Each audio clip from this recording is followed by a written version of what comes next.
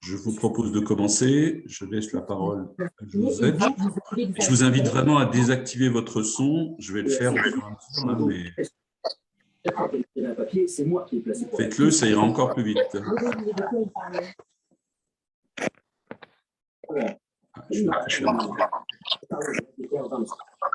Je pense que c'était ça, oui. Elle a évoqué les sujets de terre, de foyer, de rage, de tour, et ça.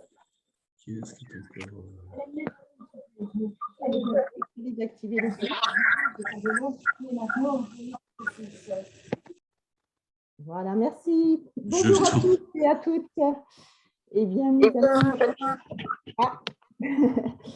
allons commencer. Les derniers retardataires pour nous rejoindre.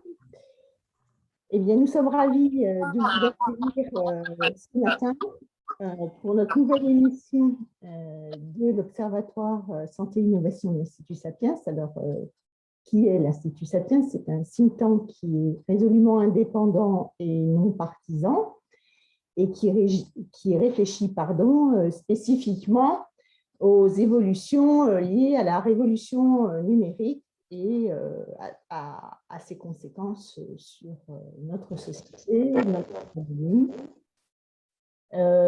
Développe principalement 3 types d'actions. La première, c'est réfléchir et proposer. Alors, c'est notamment la mission des observatoires, dont l'Observatoire Santé et Innovation. Ensuite, c'est se rencontrer et débattre. Eh bien, c'est ce que nous allons faire ce matin. Mais aussi débattre officiellement avec les mondes professionnels, politiques et citoyens, et puis ensuite éclairer et diffuser, puisque tous ces sujets sont quand même souvent des sujets complexes et que aujourd'hui on s'aperçoit bien que dans toute cette complexité, il est parfois difficile d'entraîner la population. Alors, c'est pour accompagner tout ce mouvement que nous avons créé, donc, début de l'année 2021, l'Observatoire Santé et Innovation que j'ai le plaisir, avec mes camarades, d'animer. Cet observatoire, bien sûr, s'attache spécifiquement à accompagner le mouvement dans le monde de la e-santé, dans le monde des biotech, concernant les innovations de rupture diagnostique et thérapeutique, mais aussi organisationnelles et financières, sinon ça ne fonctionne pas, on le voit très bien. Alors, qu'y a-t-il dans cet observatoire? Eh bien, des chercheurs, des entrepreneurs, des experts et des professionnels de la santé. On ne peut pas parler de santé sans eux, on est bien d'accord. Et cette année, nous avons décidé, pour les 2-3 ans qui viennent, là, de spécifiquement instruire 4 thématiques. La distribution territoriale et sociale de la santé, les innovations, bien sûr, l'organisation politique et financière du système, et puis aussi toutes les questions liées à l'éthique et au financement des innovations médicales. Alors, bien sûr, la santé mentale a été l'une des thématiques phares qui nous a semblé être importante d'étudier et de donner notre avis. Pourquoi? Parce qu'il s'agit d'un domaine qui fonctionne encore avec des principes parfois très anciens, on ne dira pas parfois dépassés, mais en tout cas aujourd'hui remis en cause, et puis qui bénéficie cependant, et ça c'est vraiment à la lueur d'espoir, d'un certain nombre d'innovations, tant en termes technologiques qu'organisationnels, mais aussi de prise en charge. Et il nous semble que nous devions faire une analyse de ce phénomène, puisque toutes ces innovations sont capables de nous projeter d'un seul coup dans un nouveau paradigme.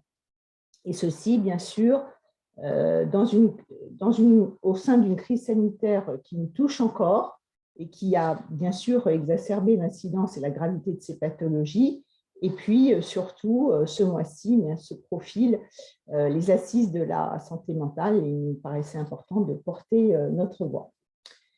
Alors, nous avons publié une note que nos experts vont vous présenter. On contribue à cette note un certain nombre d'experts de l'Observatoire, mais aussi des experts extérieurs dans ce domaine qui est si spécifique.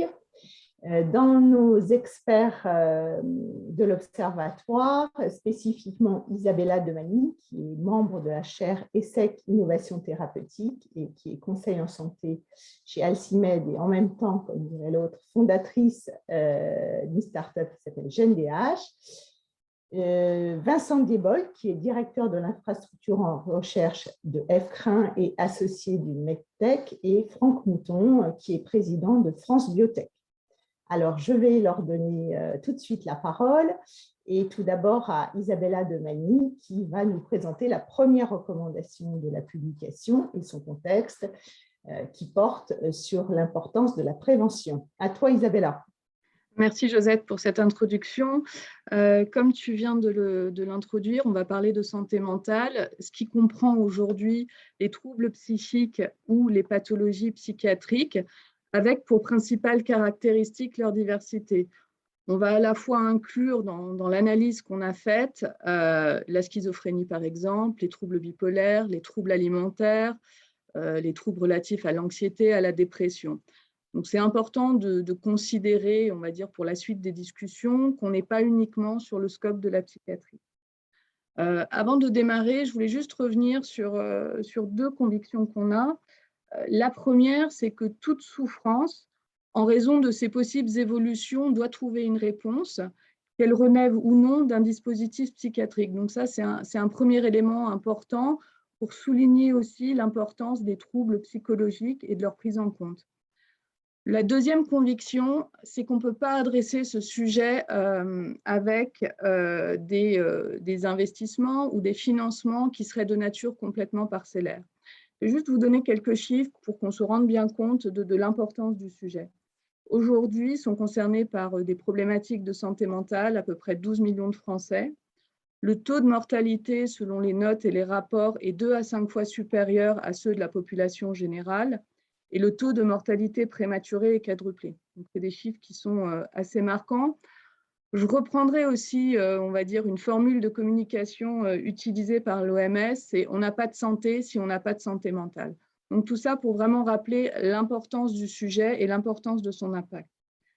Si maintenant on se place côté patient, en amont du diagnostic, on va parler dans un premier temps d'un triptyque autour de améliorer la connaissance, ouvrir la parole et de la prévention. D'où notre première recommandation qui est de lancer une campagne nationale de sensibilisation et de prévention avec un focus particulier sur une population que sont les jeunes, on va dire enfance et préadolescence, à la fois pour réduire l'errance diagnostique qui est aujourd'hui très importante et pour prévenir le développement de troubles psychiatriques ultérieurs, on va dire plus tard, par défaut de prise en charge précoce. Donc, c'est vraiment un des premiers piliers. Avant de venir dans le détail de cette première recommandation qui est majeure, juste quelques éléments de contexte et de compréhension pour savoir pourquoi cette campagne d'information, on va dire à large échelle, est fondamentale. La première, c'est pourquoi en parler, pourquoi y a-t-il un besoin d'expliquer ?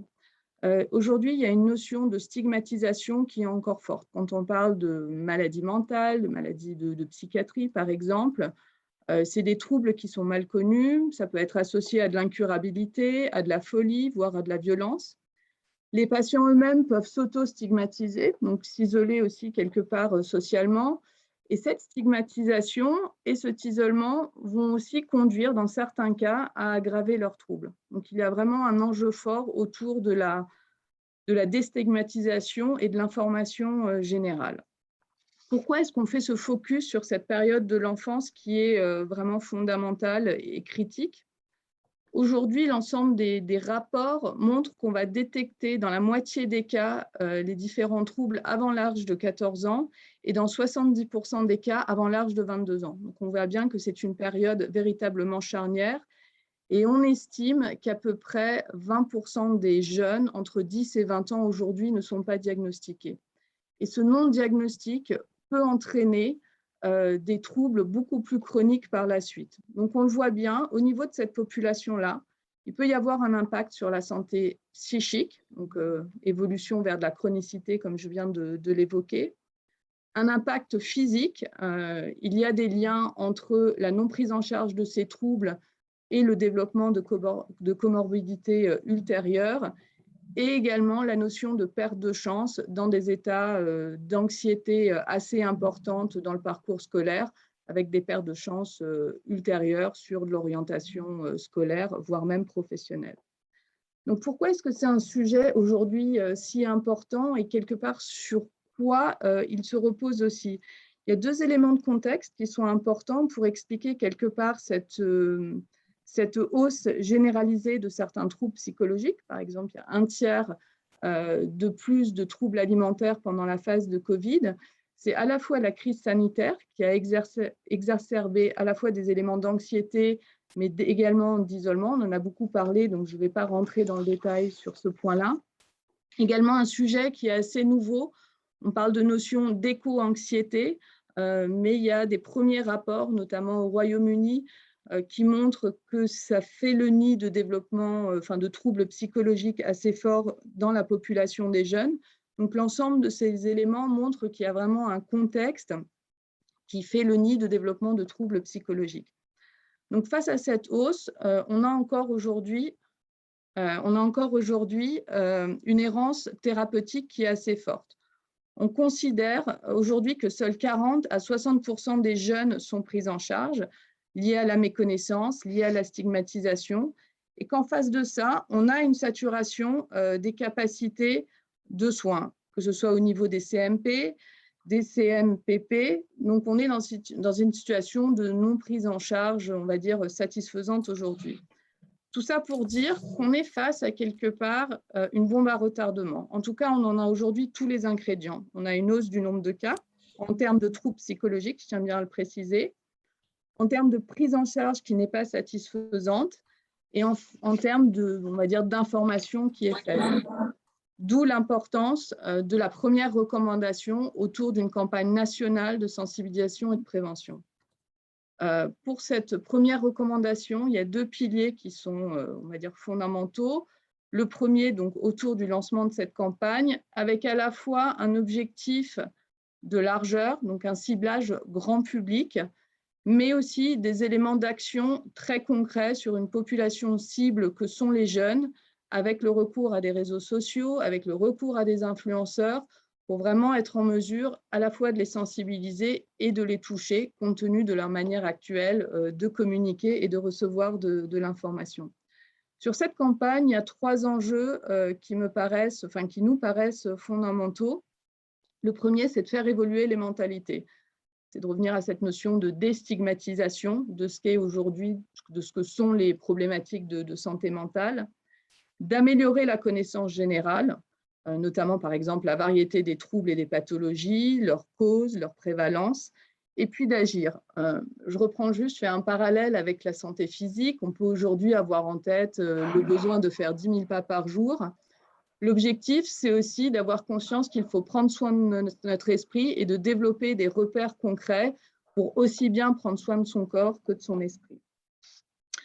Le deuxième pilier de cette recommandation, c'est que nous souhaitons aussi focaliser nos messages de prévention en milieu scolaire et dans le cercle familial, avec, on pense, une identification des moments clés où des points de rupture peuvent se faire, où des points d'apparition de troubles peuvent émerger. C'est-à-dire le primaire, le démarrage du collège et le passage des premiers examens. L'objectif est également de proposer à des élèves des sensibilisations aux problématiques de stress et d'anxiété et de travailler sur l'estime de soi. Alors, il y a des initiatives qui sont prises dans certains collèges ou lycées avec la mise en place, par exemple, de coachs scolaires. FIDOM est en train de développer un jeu Jardin dedans qui sera à disposition fin 2021. Mais compte tenu de l'ampleur du phénomène et de ce que j'ai appelé, de ce qu'on a appelé la bombe à retardement potentiel, L'objectif, c'est vraiment de toucher l'ensemble de la population, l'ensemble des jeunes, quelle que soit, on va dire, leur localisation. Enfin, pour terminer sur cette première recommandation, on ne le fera pas s'il n'y a pas une véritable coordination et formation de l'ensemble des acteurs. Ça veut dire formation des enseignants à, par exemple, du repérage de troubles précoces, formation aussi du personnel médical et sensibilisation des familles. Donc, on est vraiment sur un triptyque et il faut que ces 3 pièces du puzzle soient véritablement à la fois formées et sensibilisées à ces sujets-là. Donc, ça suppose aussi de déployer des infirmières en milieu scolaire. Aujourd'hui, juste pour vous donner un chiffre, on est sur 7 700 infirmières scolaires pour 62 000 établissements. Donc, on voit bien l'importance du fossé. Donc, l'objectif, c'est d'appuyer cette formation-là et le déploiement de personnel supplémentaire et de favoriser aussi le partage de compétences entre des professions médicales et des autres personnels de santé pour accroître véritablement les ressources qui sont disponibles, notamment en ville. 2 points importants ou 2 pistes de solutions également, c'est sur le recours aux psychothérapeutes avec de la formation, on va dire, accrue en formation initiale, mais aussi de considérer la place du médecin généraliste, qui est aujourd'hui un point de contact assez important, notamment dans le cercle familial à ces âges-là, là aussi en renforçant la formation continue sur des thématiques de psychiatrie. Et enfin, l'innovation, et on va en parler dans un instant, doit aussi jouer un rôle fondamental grâce à l'apport du numérique dans un certain nombre de détections et de repérages qui peuvent être utilisés à la fois chez les jeunes et certains personnels médicaux ou même dans le domaine scolaire. Et donc, c'est un point assez important. Donc, j'en finis là sur cette première recommandation. C'est une première étape. En parallèle de ça, il faut que la prise en charge suive. Et aujourd'hui, c'est une problématique fondamentale. Et l'innovation dans ce cadre-là doit être et peut être une des clés de réponse assez importantes. Et je laisse la parole à Franck Mouton pour enchaîner sur la deuxième recommandation. Merci beaucoup Isabelle. Effectivement, donc, sur cette base-là, du constat de cette population qui est à la fois fragile et aussi dans cette période-là très exposée à un certain nombre de facteurs de risque. On l'a vu sur tout ce qui était cybercriminalité avec les réseaux sociaux, la pression en milieu scolaire et ça ne fait effectivement que s'aggraver dans le contexte de la crise sanitaire. L'innovation est évidemment un levier qu'il faut activer simultanément avec ce qu'Isabelle vient d'expliquer sur la déstigmatisation, la formation des soignants, des aidants, à cet environnement si particulier qu'est la santé mentale. Concernant l'innovation, il y a évidemment, je finirai sur la partie très digitale qui aujourd'hui est sans doute la planche de salut pour redonner à ce secteur toutes ces lettres de noblesse en termes d'attractivité vis-à-vis des innovateurs. Donc, je finirai par cela. La deuxième recommandation qui consiste à créer un écosystème favorable à l'innovation dans ses multiples expressions pour la favoriser, la valoriser et la sécuriser. L'enjeu aujourd'hui, vous l'avez compris, il y a un certain nombre de freins. On va y revenir avant de passer sur les leviers par rapport à ces freins. Un premier frein qui est la fin de l'histoire, qui est la prise en charge de ces innovations, c'est-à-dire comment on fait en sorte pour que notre système de santé favorise le déploiement et la prise en charge financière de ces innovations. Et là, il faut absolument qu'il y ait une réforme assez profonde de cette prise en charge financière, puisque ce domaine a un certain nombre de particularités qu'on ne comprend plus, qui sont, à mon sens, en tout cas obsolètes par rapport à d'autres domaines comme la cancérologie, comme un certain nombre de prise en charge dans d'autres domaines thérapeutiques. Et donc, est-ce qu'il faut développer une enveloppe spécifique pour la psychiatrie? Je crois qu'effectivement, on en est là. Une liste en sus sur des produits. En tout cas, comment favoriser la prise en charge finale par notre système de santé? Donc là, il y a un premier frein. Un deuxième frein qui est qu'aujourd'hui, la démonstration d'apport de valeur médicale des innovations est complexe. Complexe parce que malheureusement, Isabelle nous l'a indiqué aussi, c'est l'impact, c'est la première dépense de santé publique aujourd'hui, et pour autant, ça ne correspond qu'à 5% des investissements en recherche santé en France. Et donc, il y a un vrai, vrai gros besoin, on part de très, très loin. Et quand je dis que aujourd'hui, il est difficile de démontrer un apport de valeur médicale. Je vous explique en quelques mots.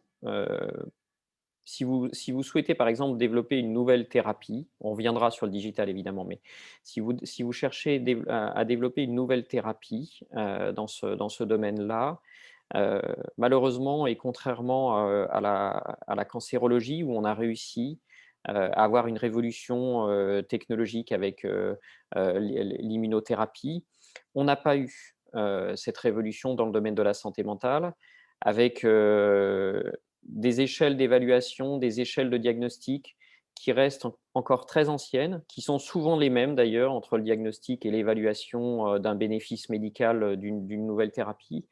La stratification des patients, la relation entre la cause et la conséquence, ça c'est extrêmement important dans ce secteur d'activité parce que beaucoup d'hypothèses mécanistiques ont conduit à des échecs de développement. Et vous savez que dans un domaine comme celui-là, les échecs ont tendance à conduire au retrait des investissements privés pour soutenir le développement de l'innovation. Et donc là-dessus, cette relation entre la cause et la conséquence dans ces maladies, malheureusement, n'est pas encore suffisante.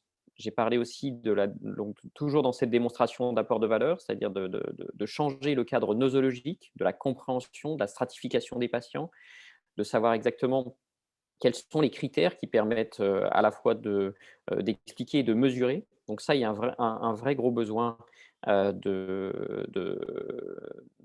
ça veut dire une recherche à la fois fondamentale et clinique qui doit réellement s'opérer sur le terrain, simultanément avec ce qu'Isabelle nous a présenté sur la déstigmatisation et la formation.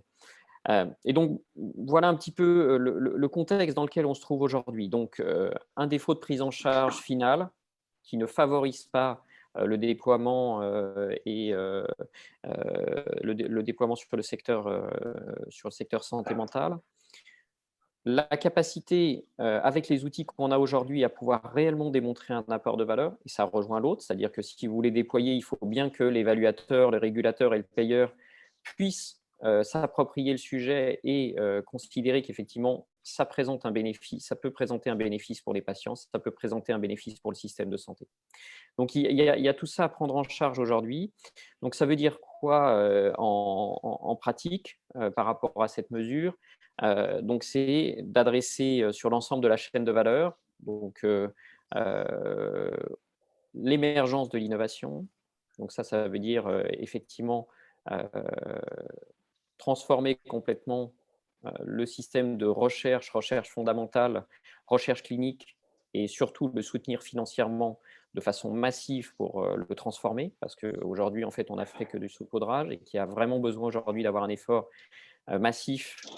Et on a aujourd'hui, je crois, un certain nombre de signaux qui sont plutôt rassurants de l'écosystème où, dans le cadre des stratégies d'exploration, l'écosystème s'est fédéré, ce qui est quand même une première. Donc, il y a vraiment une volonté, une communauté de pensée, une communauté d'intérêt qui s'est constituée à travers cette stratégie d'exploration.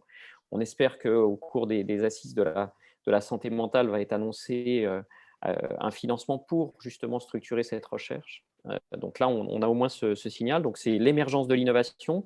Comment faire en sorte qu'on renforce les liens entre les innovateurs et les utilisateurs bénéficiaires? Donc ça aussi, un certain nombre de Living Labs sont en train d'être mis en place, donc de rapprocher les utilisateurs, les soignants avec les innovateurs pour optimiser au plus vite les innovations par rapport aux besoins. Il y a le développement, ça c'est extrêmement important. Donc c'est ce que je vous disais sur le fait d'avoir la certitude, en tout cas de réduire l'aléa de développement. Ça passe par la stratification des patients, ça passe par une meilleure compréhension et sans doute un changement du DSM-5 sur la description des maladies et de leur cadre nosologique pour pouvoir justement démontrer des apports de valeur. Là-dessus, on pourrait très bien imaginer qu'une partie des PHRC soit dédiée pendant quelques années pour une part, à réaliser des investigations qui permettent de stratifier des patients, qui permettent d'aller chercher des biomarqueurs, qui permettent de créer les tuyaux qui vont permettre de sécuriser le développement de l'innovation dans ce domaine-là. Évidemment, les données de santé, on y reviendra, sont aujourd'hui un facteur clé de succès dans ce domaine-là.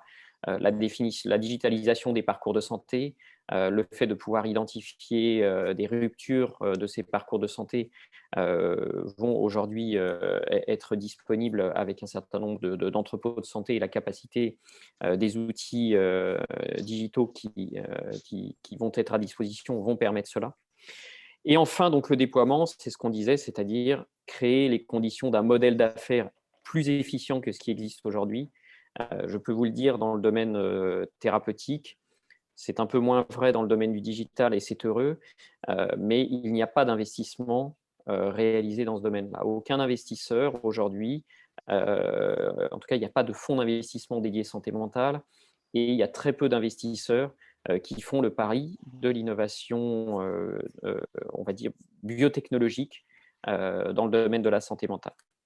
Donc aujourd'hui, comme je vous le disais, il y a ce momentum, c'est-à-dire qu'en France se fédère ce réseau de chercheurs fondamentaux et cliniques. Donc là, ici, il faut vraiment bénéficier pour que, comme vous le savez, c'est que dans ces domaines-là, plus vous arrivez à montrer que le développement est sécurisé, que la démonstration d'apport de valeur est sécurisée aussi, plus vous pouvez attirer des investisseurs privés à revenir sur ce domaine sur ce domaine qui aujourd'hui est déficient sur le modèle d'affaires. Après, donc, sur la partie digitale, et je pense effectivement que c'est un énorme levier pour redonner aussi confiance à ce secteur d'activité. Et là, aujourd'hui, vous avez, je dirais, plus d'une trentaine d'entreprises en France dans le domaine de la e-santé qui se sont constituées autour de la santé mentale avec différentes approches, des approches de chatbots qui sont donc des agents conversationnels thématiques qui peuvent aider justement à rapprocher les patients du système de santé, parce que ça, c'est une vraie grosse difficulté et qui s'applique à la fois aux aidants et aux patients. Le télésuivi, donc là, ça vous avez vu l'explosion de la télésurveillance pendant cette période-là, avec quand même une annonce intéressante du CSIS début juillet par le président de la République sur la prise en charge de cette télésurveillance de façon assez systématique par le système de santé. Donc la question va être dans le PLFSS qui arrive, comment, quand et avec qui. Les solutions de self-care, c'est donc tout ce qui est accompagnement, soutien par de la psychothérapie. Donc là, on a quelques sociétés emblématiques qui se déploient et qui sont très en lien d'ailleurs avec le monde du travail. Et il faut effectivement qu'ils s'adaptent aussi à l'environnement pédopsychiatrique qui a vraiment une particularité. Les plateformes d'information dites de peer-to-peer, et puis les dispositifs médicaux digitaux de diagnostic et de traitement. Donc là, on voit qu'il y a vraiment des outils aujourd'hui qui vont permettre, dans la prévention, qui vont permettre d'accompagner et de soulager le système de santé. Parce que là-dedans, il y a aujourd'hui un environnement, Isabelle l'a dit, l'accès aux soins, la prise en charge, le suivi. Il y a aussi la continuité extra-hospitalière, enfin la continuité de la prise en charge, donc la prévention au départ, l'errance diagnostique, l'errance thérapeutique aussi. Je pense que c'est très, très important. Et ce lien entre soins primaires et spécialistes fait vraiment défaut aujourd'hui dans le domaine de la santé mentale, ce qui fait qu'on est malheureusement un des pays qui prescrit le plus de benzodiazépines.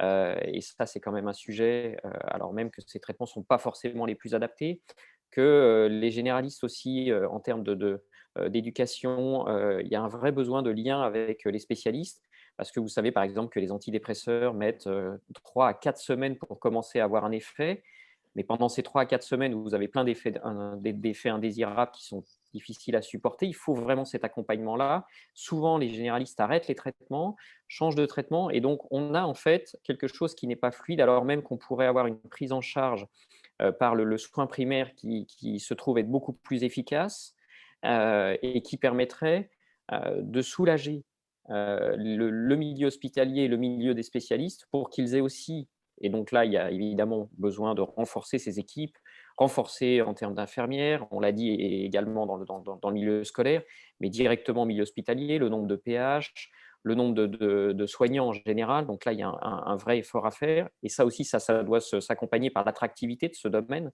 Et donc, la déstigmatisation, l'intérêt porté doit attirer les talents à venir dans ce domaine-là. Et ce lien ville-hôpital, entre guillemets, ce lien soins primaires et spécialistes, il a vraiment besoin d'être renforcé parce qu'il permettrait de soulager. Là, quand on interroge les pédopsychiatres, ils sont complètement saturés, complètement saturés. C'est-à-dire qu'on aura beau faire des living labs, ils n'auront même pas le temps de venir discuter avec les innovateurs. C'est-à-dire qu'ils sont complètement mobilisés par la prise en charge des patients. Il y a besoin de soulager ça. Donc, il faut simultanément les soulager avec cette relation ville-hôpital et leur permettre justement de discuter avec les innovateurs pour pouvoir déployer un certain nombre de ces solutions. Donc voilà, en quelques mots, ce que je souhaitais vous dire là-dessus. Merci encore pour votre attention. Merci beaucoup, Isabella et Franck. Vincent, tu voulais peut-être commenter ou ajouter quelques remarques par rapport à nos constats et nos recommandations. Tout à fait, beaucoup a été dit. Donc, je n'ai pas, mon propos va être assez bref. Simplement pointer quelques éléments. D'abord, sur l'aspect innovation, Franck l'a dit, je le reformule, il faut 10 ans pour former un psychiatre, il faut un certain nombre d'années pour former des professionnels. Or, l'innovation, et Franck l'a parfaitement développé, permet justement de créer du lien et, entre guillemets, de gagner du temps, d'assurer un suivi à travers des moyens qui sont innovants et qui peuvent permettre effectivement de gagner du temps et de permettre finalement d'utiliser au mieux, d'optimiser les ressources, on l'a vu, limitées dans ce domaine.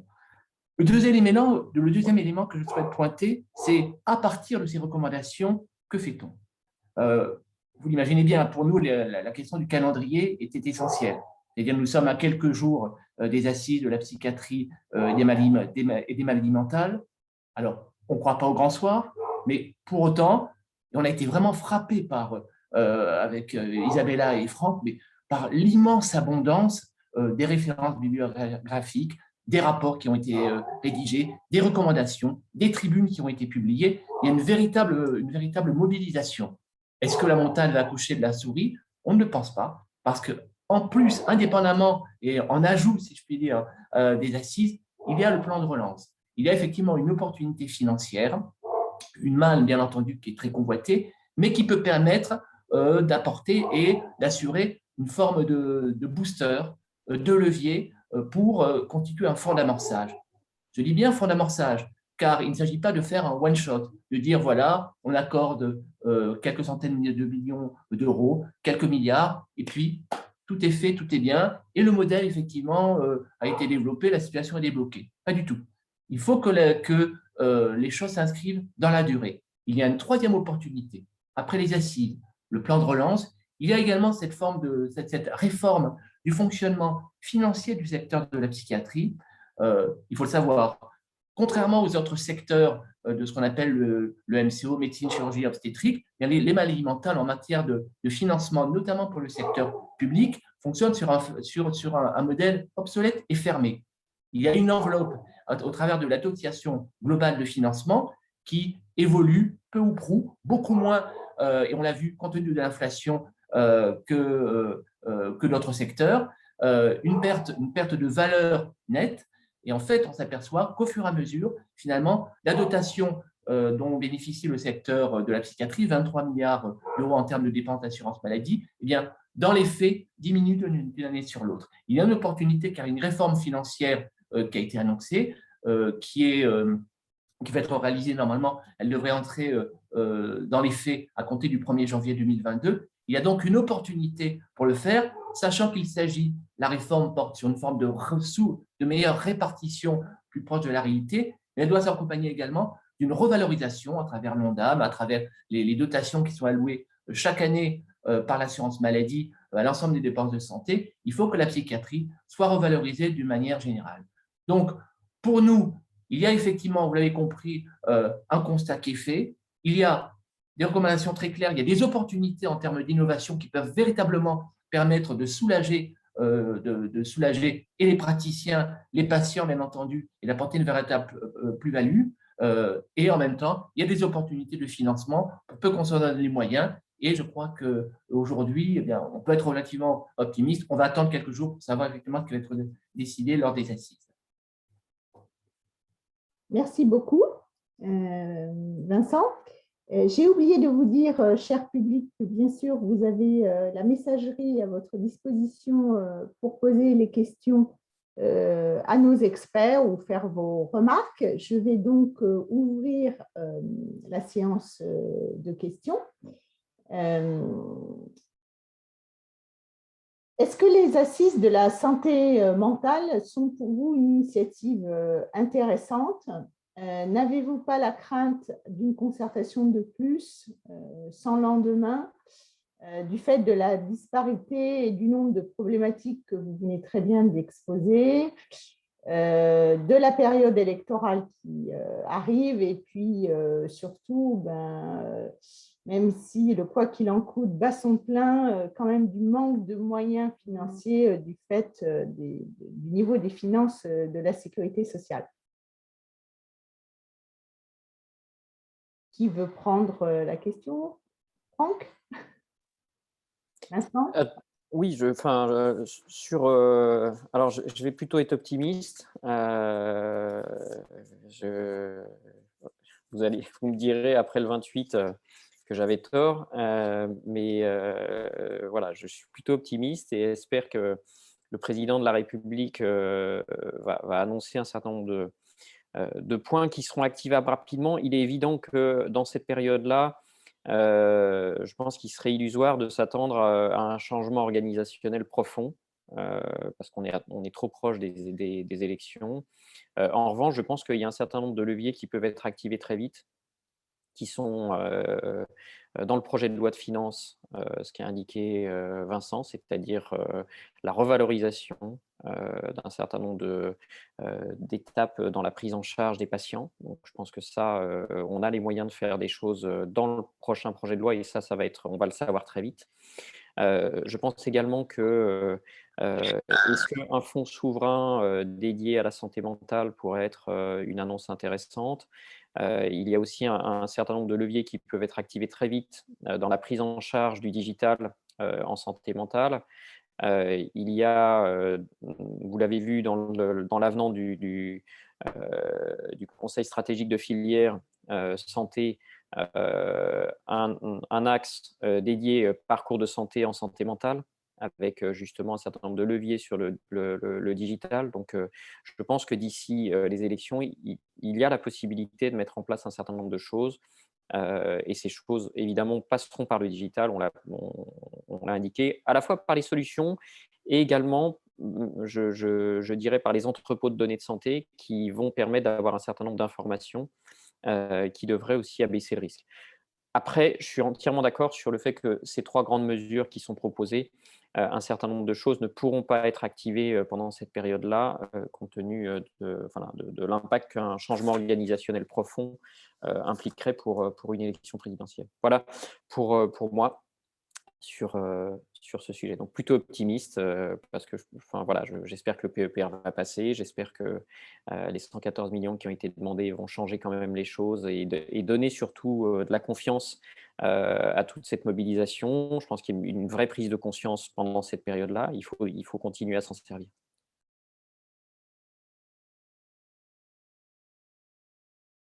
Josette, tu es en mute. Mon micro ne va pas m'entendre. Merci Franck. Les questions commencent à arriver sur le chat.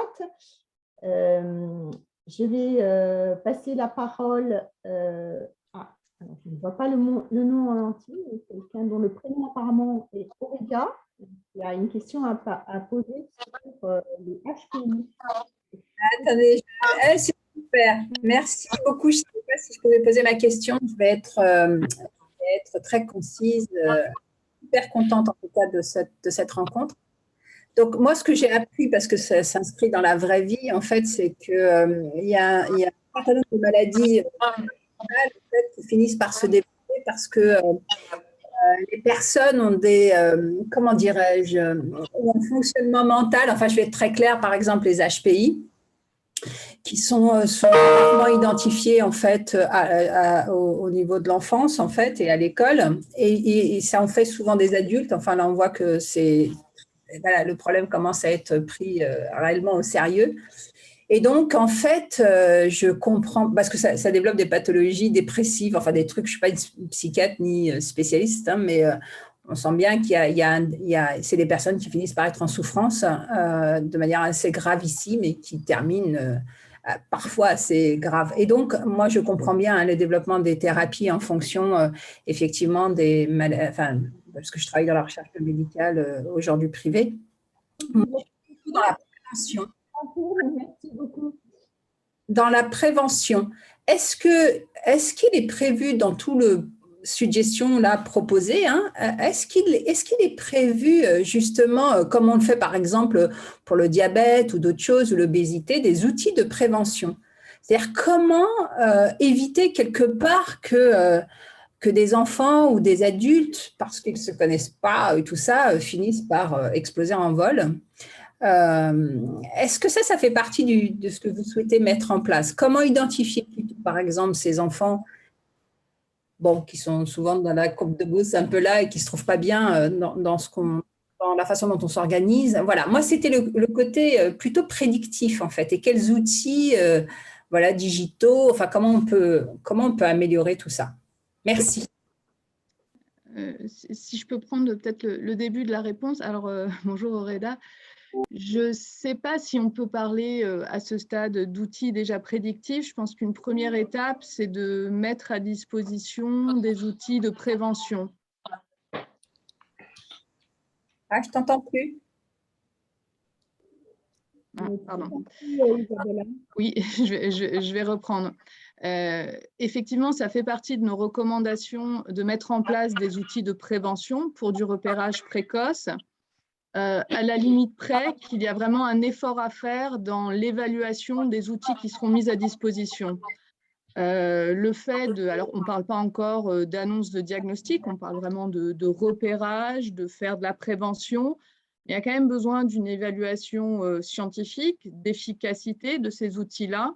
Mais dans la mesure où cette évaluation sera faite, oui, un des objectifs, c'est de le mettre à disposition en fonction des outils du personnel médical, du personnel enseignant ou infirmière scolaire, et que certains outils soient aussi utilisables par des jeunes et par leurs familles. Donc oui, ça fait partie des recommandations et ça fait partie des solutions que l'innovation peut apporter sur ce sujet. Merci. Pour cette réponse, c'est une autre question de Caroline Puteaux. Caroline, y a-t-il des bons modèles à l'étranger?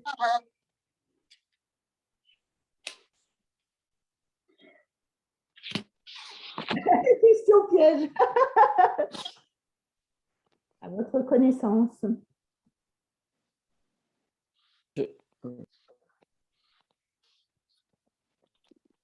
Alors, on peut dire, et je pense que Franck pourra le confirmer, en tout cas, là je parlerai des beaux modèles, je parlerai plutôt des modèles d'affaires, et c'est vrai qu'on s'aperçoit que, je parle des États-Unis en particulier, il y a une mobilisation et peut-être une meilleure prise en compte de l'innovation, en particulier dans le domaine numérique, aux États-Unis. On donne souvent effectivement cet exemple en disant qu'il n'y a pas nécessairement les freins qu'on a pu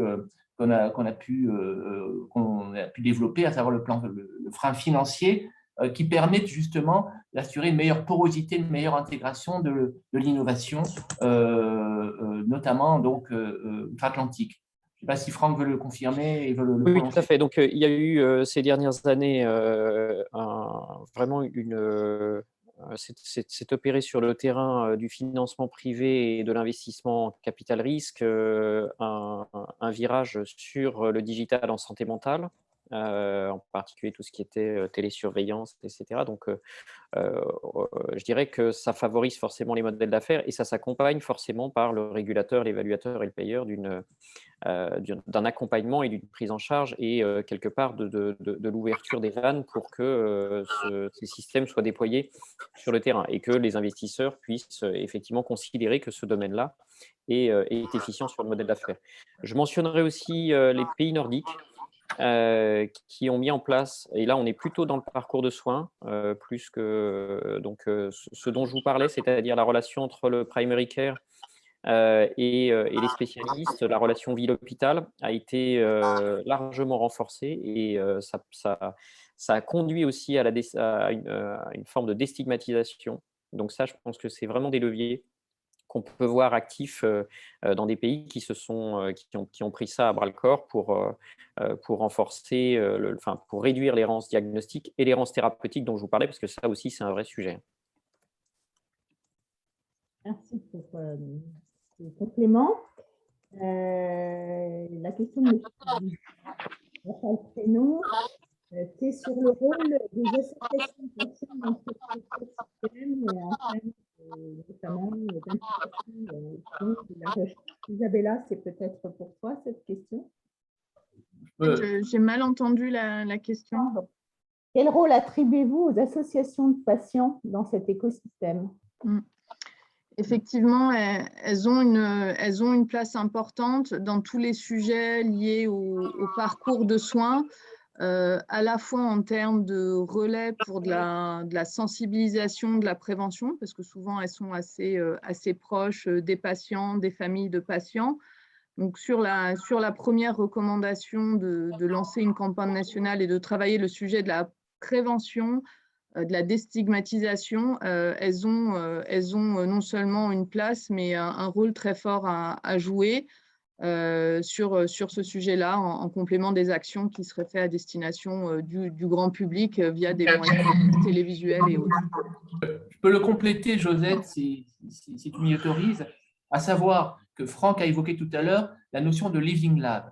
Les Living Lab, ce sont donc des lieux de rencontre du besoin des patients et donc nécessairement de leur représentation à travers l'association. Et puis, de l'offre qui peut être faite, notamment en matière d'innovation, à savoir faire en sorte que l'innovation ne soit pas déconnectée du besoin final, ce qui permet, entre guillemets, de sécuriser effectivement le modèle en disant, par rapport à d'éventuels financeurs, investisseurs, vous pouvez investir dans ce domaine-là parce qu'on sait qu'il va répondre à un besoin, et en même temps, par cette synergie, par cette rencontre entre les patients, les associations de patients, les ingénieurs, les entrepreneurs et les praticiens, être certain que le développement qui va être fait va être conforme aux besoins et aux attentes, rencontrera son marché, mais rencontrera effectivement les besoins. Et c'est cette notion, si vous voulez, de Living Lab, ce sont des lieux qui existent d'ores et déjà, mais qui doivent être soutenus et développés avec une notion technologique et une notion, entre guillemets, d'adéquation par rapport aux soins qui nous semble important. Et bien entendu, pour que ces lieux et que pour ces lieux d'éclosion de l'innovation existent, on a besoin de pouvoir s'appuyer sur les patients et sur leur représentation que sont les associations de patients. Donc, un rôle essentiel. Merci. Il y a une question de M. Grimont-Pré sur les données de santé. Il faudrait lui donner la parole, s'il te plaît, Dominique. Oui, bonjour, est-ce que vous m'entendez? Très bien. Oui, bonjour. Oui, je voulais juste faire une petite intervention par rapport aux données de santé qui est un sujet sur lequel j'ai la chance de travailler au sein du Syntec numérique, nouvellement Numéum. Et donc, il y a un écosystème de données de santé qui est en train de se créer, dont on voit que c'est un écosystème qui est très orienté autour des données sanitaires et non pas forcément les données, je dirais, du sanitaire et social. Je pense que c'est un point sur lequel il faut réellement insister. Il y a un vrai potentiel à utiliser les données endogènes et exogènes au système de santé pour faire du travail de diagnostic sur la santé mentale, donc de prévention et pourquoi pas derrière de traitement. Et aujourd'hui, je pense que cette dimension-là est largement sous-estimée à la fois par les autorités et par l'écosystème. C'est-à-dire qu'on dit, bien sûr, il faut de la donnée, et derrière la donnée, on peut mettre de l'IA. Tout à l'heure, quelqu'un parlait de la relation de causes et conséquences sur les maladies mentales qui n'étaient pas forcément faciles à identifier, parce que les causes peuvent être nombreuses et très hétérogènes, même si les conséquences, on les connaît. Et il est clair que d'avoir des données, alors pas seulement des données de vie réelle, mais aussi des données, ce que j'appelle l'hybridation de la donnée, c'est-à-dire des données de comportement et des données de vie réelle, des données médicales à proprement parler, va probablement permettre d'accélérer le diagnostic et la prévention des maladies mentales. Alors je rejoins la personne qui parlait des HPI. C'est forcément, je veux dire, la modélisation des HPI est relativement bien faite en termes de qu'est-ce qu'un HPI et quels sont les effets Janus d'un HPI et quels sont les potentielles maladies mentales qui sont associées à ça. Mais très clairement, je pense qu'il faut vraiment insister auprès des autorités pour que les écosystèmes de données qui sont en train d'être construits puissent inclure une largeur de données vers laquelle on ne va pas aujourd'hui. Donc voilà, je voulais juste insister là-dessus. Merci beaucoup. On va prendre la dernière question de Monsieur Casanova. Oui, bonjour. Je vous remercie, c'était passionnant. Donc, Gaëtan Casanova, je suis le président du syndicat national des internes en médecine. Ça représente 40% du personnel médical des hôpitaux. Et alors, j'avais une question à vous poser sur un sujet, moi, qui me tient énormément à cœur. Vous avez assez insisté dessus, c'est sur la prévention. Et ma question, c'est comment éviter ce qui, pour moi, sont deux écueils. Parce que je pars d'un principe, c'est que la maladie, c'est l'échec de la santé. Alors, pas toujours, comme toute image, c'est un peu exagéré, mais en fait, je pense que c'est une bonne base de partir là-dessus. Et donc, évidemment, ça nous amène à la prévention, qui évidemment est insuffisante en France. Et pour moi, les deux écueils, un, c'est ce que j'appelle la préventologie. C'est typiquement de dire que le meilleur moyen de faire une campagne de santé publique, c'est de demander à des médecins de santé publique. Je le suis moi-même. Vous voyez ce que ça donne. C'est bien qu'il y en ait, mais il ne faut surtout pas leur laisser. Beaucoup trop sérieux pour ça.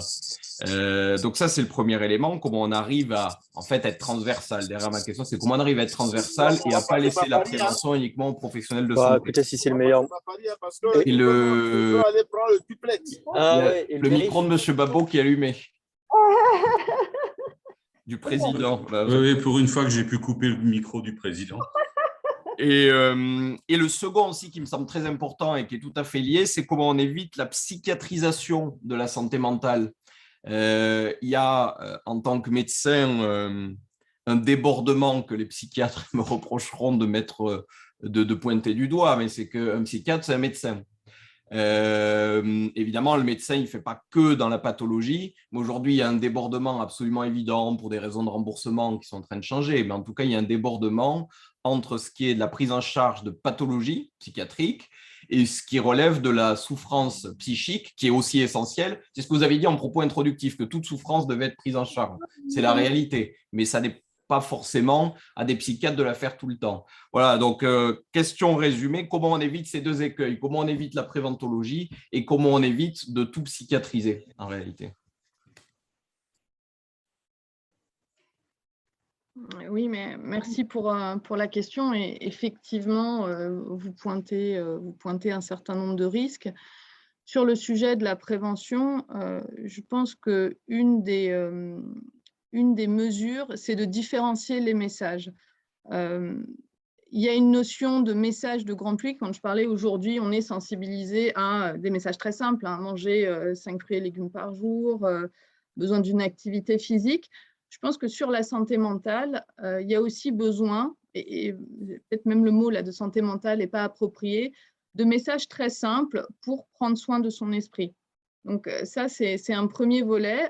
Donc c'est d'aller dans ce sens-là, de comprendre qu'est-ce qu'on peut faire. Là, effectivement, il faut mobiliser des psychiatres, des psychologues pour trouver les bons messages et faciliter la compréhension, mais avec des messages qui sont très concrets. Et le deuxième niveau, c'est de la prévention et de la sensibilisation, mais très ciblée, avec des professionnels qui sont formés à la faire. Et on est déjà dans une phase de sensibilisation, repérage précoce. Donc pour moi, il y a vraiment deux échelles différenciées. Ce n'est pas forcément de faire de la prévention à large échelle en campagne de communication, mais c'est de cibler quelques messages clés pour entretenir son esprit, comme on pourrait entretenir son corps, et ensuite d'avoir des actions beaucoup plus concrètes en ciblant, enfin, comme on l'a dit, des passages clés, par exemple, de l'enfance. Et sur le… Nous allons devoir impérativement boucler l'émission à l'heure. Est-ce que tu peux répondre en 30 secondes au second écueil? Ça va être compliqué en 30 secondes, mais effectivement, la notion de souffrance, elle peut avoir aussi